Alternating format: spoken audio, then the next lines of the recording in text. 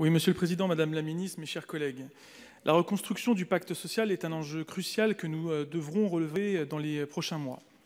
Les questions, nous les connaissons. Quel contrat social sommes-nous prêts à accepter aujourd'hui, en tant que citoyens partageant un commun, plutôt qu'entre individus partageant un intérêt? Quelle solidarité mettre en œuvre?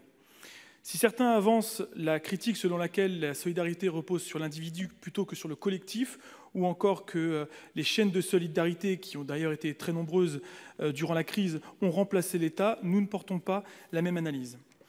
Cette crise qui a endeuillé la France nous a contraints à nous recentrer sur l'essentiel: la santé, la famille, la solidarité. Elle a permis de faire renaître la solidarité de tous les jours.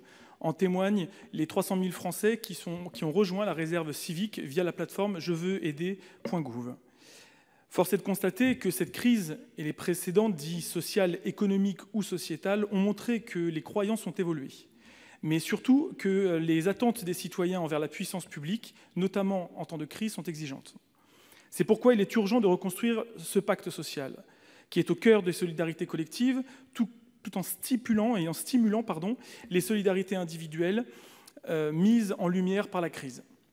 Ce que révèle déjà cette pandémie, c'est que la santé gratuite, notre État-providence, ne sont pas des coûts et des charges, mais des biens précieux, des atouts indispensables quand le destin frappe. Je reprends les propos du Président de la République lors de son allocution du 12 mars dernier. Notre protection sociale, c'est ce qui nous permet de faire société.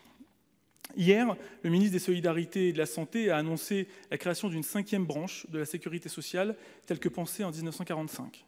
Tant attendue, sur beaucoup de bancs de cette Assemblée, la protection de ce nouveau risque sera liée à la perte d'autonomie. Vouloir construire le monde d'après, ce n'est pas gérer la crise et penser l'après-crise comme le prolongement du précédent contrat social avec plus ou moins de politique sociale ou écologique.